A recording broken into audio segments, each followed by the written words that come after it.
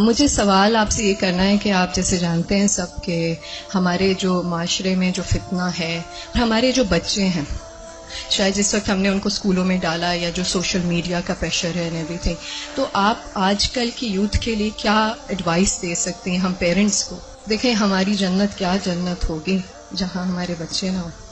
بہت مشکل ہے کیونکہ آپ دیکھ رہے ہیں ہر طرف سے media is playing such an important and such a difficult role کہ ہم پیرنٹس کے لیے اس چیز کو سنبھالنا بہت مشکل ہو گیا اینڈ آل آف دیٹ. اور میں ایک واٹس ایپ پہ میسج مجھے ملا کہ what will happen to my children when I die, but سوچنے والی بات یہ ہے کہ what will happen to my children when they die. So اگر آپ کوئی ایڈوائس دے سکتی ہیں اس سلسلے میں تو بہت موزوں رہے گی. انہوں نے دکھتی رگ پہ ہاتھ رکھ دیا ہے اور بہت ہی اہم سوال ہے یہ. حقیقت یہ ہے کہ یہ ہر گھر کا مسئلہ ہے، ریلیجس فیملی ہے یا ریلیجس نہیں ہے، یہ مسئلہ ہر جگہ ہے، پڑھے لکھے ہیں یا ان پڑھ ہیں.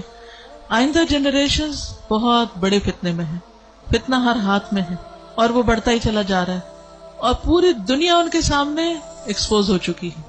یعنی آپ کس کس چیز سے ان کو بچا سکتے ہیں، کس کس چیز سے روک سکتے ہیں؟ صرف ایک ہی حل ہے اور وہ روک اندر ہو، اور وہی تقوی والی بات ہے کہ جب تک ان کے اندر خود اللہ کا ڈر نہیں آتا، آخرت کی فکر نہیں آتی، اس وقت تک کوئی باہر کی چیز اب ڈھکی چھپی رہ ہی نہیں گئی. آپ سو رہے ہیں، آپ کو نہیں پتا آپ کے بچے اپنی رضائی کے اندر کیا دیکھ رہے ہیں، کیا کر رہے ہیں، کیا سن رہے ہیں، کہ کانوں کے اندر کچھ لگا ہوا ہے، کچھ دیکھ رہے ہیں. اور پہلے تو کہیں کسی خالی جگہ پہ جا کے چھپنے کی ضرورت تھی، تو اب تو گھر کے اندر بھی ہر جگہ چھپنے کی جگہ ہے، کیونکہ جس اسکرین پر وہ سب کچھ دیکھ رہے ہیں وہ ان کے ہاتھوں کے اندر آ چکی. اس کے لیے جو پرسنل میرا ایکسپیرینس ہے وہ دو چیزیں. ایک تو یہ کہ ہم اسکولوں سے تو جو اسکول ہیں انہی میں ہی جائیں گے، اور جو باہر معاشرہ ہے اور جو کچھ ہو رہا ہے وہ سب وہ کریں گے، اس سے کاٹ تو نہیں سکتے. میں نے سب سے زیادہ جو دعائیں مانگی ہیں، رو رو کے مانگی ہے، سجدوں میں پڑھ پڑھ کے مانگی ہے، وہ اسی کے لیے مانگی ہے کہ اللہ میرے بچوں کو ایمان دے. یہ صرف پچھلے 5 سال میں جتنی چینجز آئی ہیں وہ اس سے پہلے شاید کئی 100 سال میں نہیں آئی تھی. اور پھر دوسرا کیا کیا، یعنی اللہ تعالیٰ سے خود ہی مانگا. دوسرا یہ کہ ہر تھوڑے عرصے کے بعد عمرہ، اللہ کے گھر چلو، کیونکہ اللہ کے گھر کا جو جلال ہے، اور اللہ تعالیٰ اگر انسان کو کہیں سب سے زیادہ محسوس ہو سکتے ہیں تو وہ بہت جگہ ہے. یعنی ہمارے ملک میں، ہمارے گھروں میں، ہمارے ماحول میں وہ فیلنگ نہیں آتی جو وہاں جا کر آتی. تو الحمدللہ ان عمروں نے، اللہ کے گھر کی زیارت نے دل کے اندر تھوڑی سی جگہ بنائی اللہ کو پہچاننے کی. کیونکہ جب تک اللہ کو بچے پہچانتے نہیں، اس کی عظمت کو محسوس نہیں کرتے، وہ اللہ سے ڈر نہیں سکتے، تو وہ تقویٰ نہیں آتا دل میں. تو اس سے یہ ہے کہ وہ ایسی جگہ ہے جہاں اللہ ماشاءاللہ سب کو جا کر یقین ضرور آتا کہ کوئی ہے ایک جس نے یہ سب کچھ بنایا. پھر اس کے بعد یہ ہے کہ قرآن کا علم. میں نے سب سے زیادہ تکلیف دہ مرحلہ گزارا کہ جب میں نے اپنے بیٹے کو قرآن پڑھایا، تو پھر میں نے یہ ٹھان لی کہ کچھ بھی ہو مجھے اس کو پڑھانا ہے. وہ ایج ایسی تھی کہ جس میں کچھ نہ کچھ وہ سننے کے قابل تھا، ورنہ وہ ایج بھی گزر جاتی ہے تو پھر بچے وہ اتنا بھی نہیں سنتے. اور میں نے اپنی ساری مصروفیات کو سیکنڈری کر کے، حالانکہ میں انتہا درجے کی مصروف، گھر کی بھی ذمہ داریاں، باہر کی بھی، لیکن میں نے اس کو اپنی پرائرٹی نمبر 1 سمجھا کہ یہی بات جنہوں نے کی ہے کہ جب وہ مر جائیں گے تو پھر ان کا کیا بنے گا.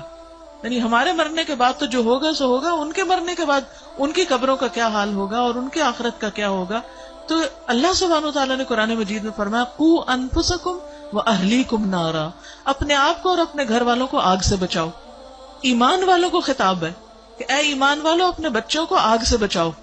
تو پھر میں نے اس کے ٹائم کے مطابق جب اس کا موڈ بنے، لیکن روز کی شرط رکھی تھی کہ ہر روز پڑھیں گے تھوڑا تھوڑا، 2 آیتیں 4 آیتیں، 1 رکوع 2 رکوع 1 رب، اور اس طرح کر کر کے میں نے پورا قرآن اس کے ساتھ پڑھا کہ مجھ سے نہیں ڈرے، اللہ سے ڈرے. میری خاطر نماز نہیں پڑھے، اللہ کی خاطر پڑھے.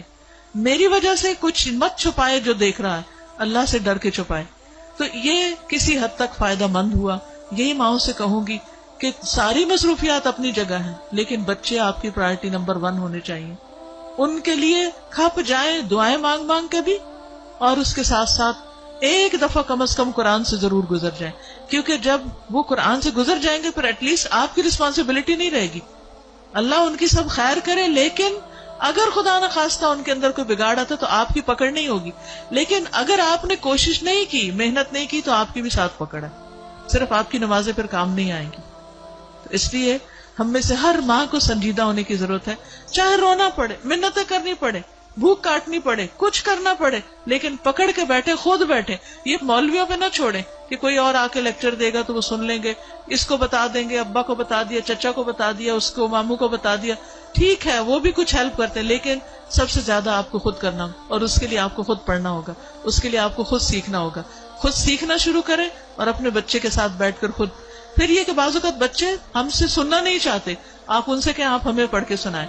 بس اس بات کا اگر یقین ہے ان کو کہ یہ قرآن اللہ کی کتاب ہے، تو پھر ان کے اندر یہ ڈالنے کی ضرورت ہے کہ پھر اللہ تعالیٰ نے کیا فرمایا ہے. وہ آپ کو بھی پتا ہونا چاہیے اور وہ ان کو بھی پتا ہونا چاہیے. اللہ تعالیٰ ہماری مدد فرمائے.